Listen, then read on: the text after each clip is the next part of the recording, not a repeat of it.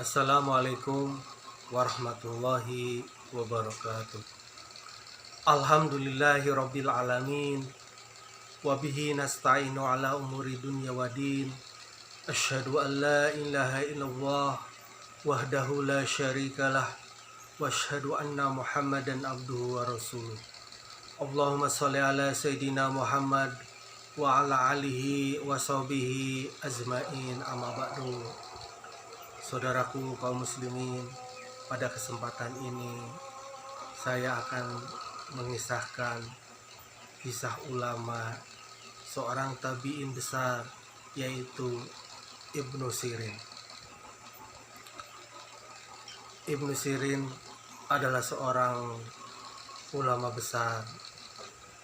Beliau ulama yang faqih dan juga beliau merupakan seorang pedagang. Ibnu Sirin memiliki ayahnya adalah Sirin. Jadi nama Ibnu Sirin itu artinya anaknya Pak Sirin. Jadi bapaknya namanya Sirin. Kemudian ibunya adalah Sofiyah, mantan budaknya Abu Bakar As-Siddiq. Sedangkan Sirin adalah ayahnya merupakan mantan budaknya Anas bin Malik. Jadi ayahnya ini waktu itu terjadi peperangan di daerah antara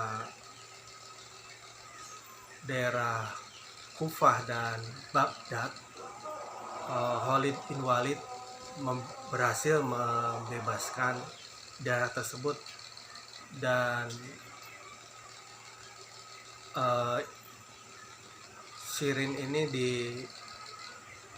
jadi tawanan lah, jadi budak.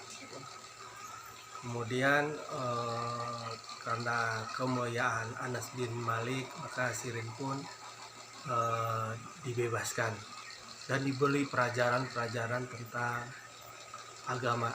Jadi tidak heran kalau Ibnu Sirin ini anaknya dari tadi Pak Sirin ini adalah tumbuh di Madinah. Jadi di masjidnya Rasulullah. Beliau belajar, Ibnu Sirin ini belajar kepada para sahabat dari Anas bin Malik, Abdullah bin Abbas, Abu Hurairah. Jadi banyaklah sahabat-sahabat besar, guru-guru beliau, sehingga tumbuh menjadi ulama yang besar karena bergurunya pada para sahabat. Dikisahkan bahwa Ibnu Sirin ini dagang di pasar ya. Jadi beliau ada pedagang yang jujur, dia pedagang yang ramah, pedagang yang juga ulama. Pagi berdagang, malam jadi sholat malam sepanjang malam, siang harinya dia sering puasa Daud. Jadi Ibnu Sirin ini pedagang yang ulama, yang pedagang luar biasa. Dari dia dapatin uang dari hasil kerjanya sendiri. Dia pedagang yang luar biasa karena setiap ada barang-barang rusak, dia selalu menyisihkan barang-barang rusak tersebut, tidak mau dijual, tidak mau merugikan orang lain, walaupun dia harus menderita kerugian. Tapi sebenarnya itu memang cara berdagang yang patut dicontoh ya. Jadi dia selalu menjaga barangnya yang berkualitas dan sangat amanah sekali Ibnu Sirin. Sampai-sampai melihat cara berdagangnya begini, banyak orang menjadi langganannya, jadi pelanggannya. Barang-barang kecil pun jadi selalu beli di situ karena orang-orang senang. Ibnu Sirin kalau mau jual suatu barang selalu tanya ridho apa enggak dengan barang tersebut gitu. Dia menjual dengan keuntungan yang yang wajar. Selalu tanya ridho apa enggak dengan barang tersebut. Kemudian dipanggillah 2 saksi untuk menjadi saksi transaksi tersebut. Wah, luar biasa sekali. Sudah tidak ada pedagang zaman sekarang yang seperti ini. Jadi dia sangat menjaga barangnya, tanya ridho atau enggak, terus panggil 2 saksi untuk menjual barangnya tersebut. Nah, ini sungguh yang luar biasa. Dan beliau itu kalau mendapati uang palsu, uang kuno, uang yang tidak laku, dia simpan sampai nilainya mencapai 500 dirham. 500 dirham itu kalau tidak salah dikonversikan adalah ya sekitar 50 juta uang palsu. Begitu hebatnya Ibnu Sirin ini menjaga jangan sampai orang lain rugi. Dikisahkan suatu saat Ibnu Sirin ini suatu waktu membeli madu ya, yang kisarannya sekitar 1 gentong besar lah, sekitar 240 kilo, yang harganya sekitar 40.000 dinar. 40.000 dinar itu kalau tidak salah ya, kalau misalkan konversinya 1 dinar itu 2 juta, itu bisa mencapai harga 80 miliar.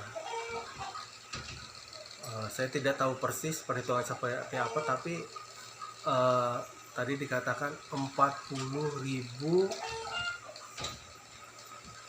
dinar. Jadi dikonversiin ya sekitar 80 miliar. Itu luar biasa, nilai yang sangat besar. Pada suatu malam beliau lupa menutup madu ini. Ada yang mengatakan madu, ada yang mengatakan minyak. Jadi ada perbedaan pendapat. Ya intinya dia menjual barang. Malam-malam dia lupa menutupnya, kemudian kejatuhan tikus sehingga Ibnu Sirin ini, ada yang bilang kejatuhan tikus, ada yang bilang rusak lah gitu, pokoknya telah rusak itu barang. Kemudian minyak tersebut atau madu tersebut Ibnu Sirin buang ke sungai agar tidak ada yang memanfaatkan madu tersebut, karena khawatir ada bakteri-bakterinya, ada racun-racunnya, ada najisnya kemakan oleh manusia. Seperti itu. Jadi beliau sangat menjaga sekali, sampai orang-orang itu bilang ke Ibnu Sirin, wahai Ibnu Sirin, kenapa tidak dibuang aja atasnya, bagian yang atasnya saja, kalau bawahnya kan tidak akan tercampur kan ini. Nah, jadi pilih yang atas, buang atasnya masih bawahnya kan masih bagus, apalagi 1 gentong besar begitu. Tapi Ibnu Sirin tidak mau, karena takut ada yang membahayakan bagi manusia. Takut ada bakterinya, takut ada najisnya. Luar biasa sekali. Ini harga barang 80 miliar atau 40.000 dirham. Bayangkan, uang 80 miliar dibuang begitu saja. Padahal itu penjualannya secara kredit. Jadi beliau belum bayar, masih hutang gitu dari penjualnya. Pada suatu saat jatuh tempo telah terjadi dan Ibnu Sirin tidak mampu membayarnya. Kemudian beliau minta tenggang waktu lah untuk membayar barang tersebut, karena kan barangnya pun dibuang kejatuhan tikus tadi. Udah perpanjangan waktu, minta tempo, ternyata beliau tidak mampu untuk membayarnya juga. ya atas qadarullah, ya atas takdir dari Allah, beliau tidak dapat membayarnya. Kemudian yang pemilik madu ini mengajukan ke penguasa, ke pengadilan, dan akhirnya Ibnu Sirin dipenjara. Sipir penjara tuh mengetahui ini ulama besar, orang yang soleh, orang yang zuhud, orang yang faqih, sehingga bilang, wahai Syekh, bagaimana kalau malam Anda pulang, pagi kemari lagi. Jadi silahkan Anda malam hari pulang saja di rumah gitu. Supaya bisa beristirahat. Tapi Ibnu Sirin tidak mau berbuat seperti itu. Jadi ini hal yang luar biasa, dan bisa aja Ibnu Sirin tuh mengajukan kepada penguasa yang saat itu adalah Ubayrah al-Fazari, karena beliau mengenal penguasa tersebut, tapi beliau tidak mau lah gitu. Mungkin penguasanya tidak tahu ada kasus begitu, karena kan wilayahnya begitu luas, mungkin ini di suatu daerah doang, di suatu daerah.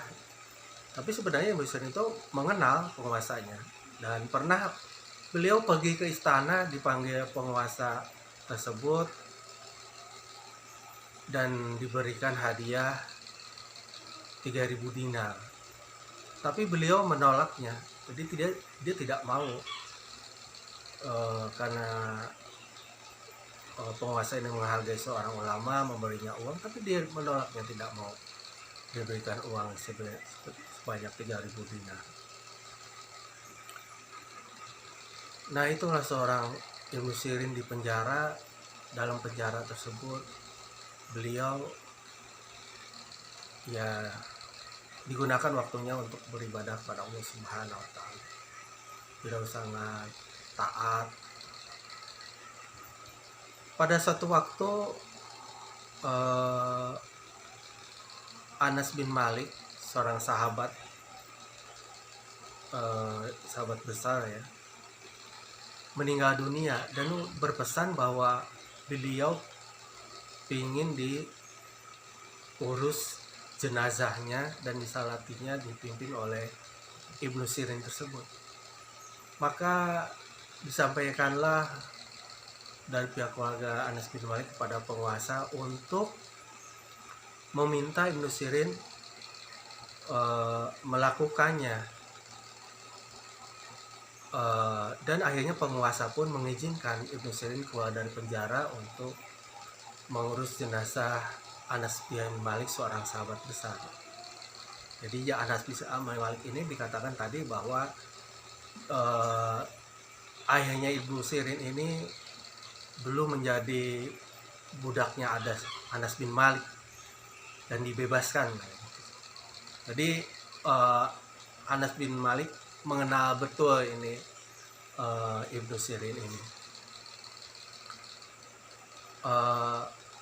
Tadi diberi izin oleh penguasa tersebut untuk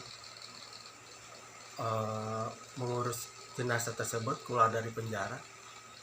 Tetapi Ibnu Sirin tidak mau.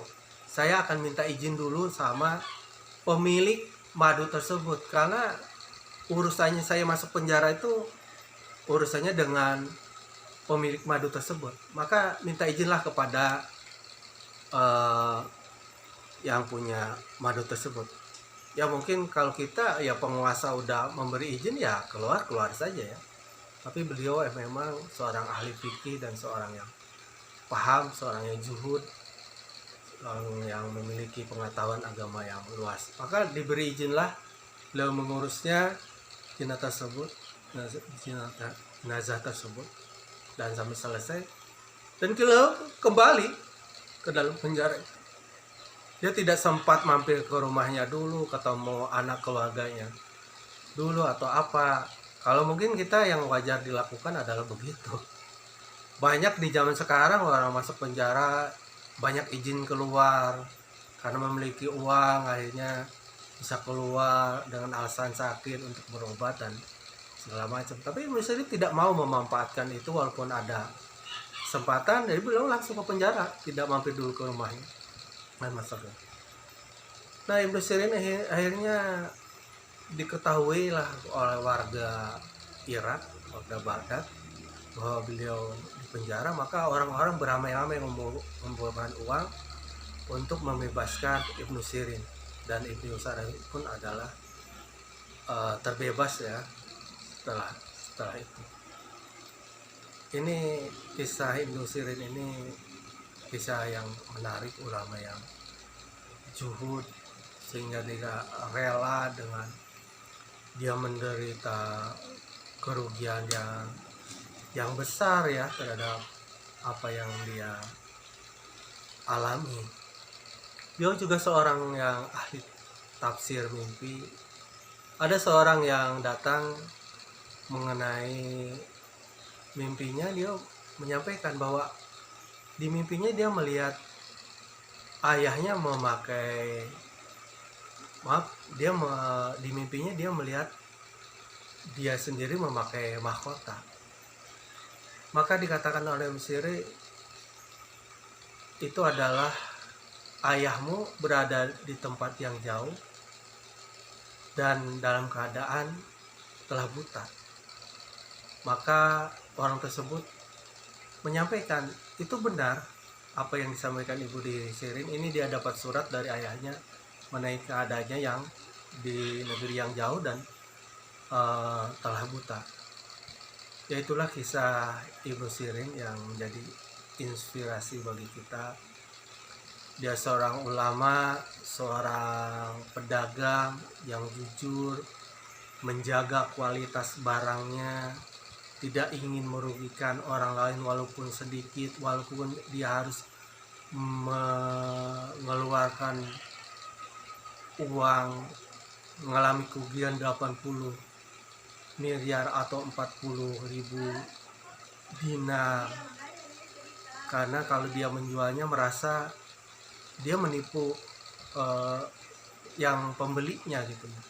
Ini Masya Allah suatu hal yang luar biasa. Dia juga orang yang selalu bertransaksi dengan secara syar'i ya. Itu aja yang dapat saya sampaikan. Wabillahi taufiq wa hidayah. Wassalamualaikum warahmatullahi wabarakatuh.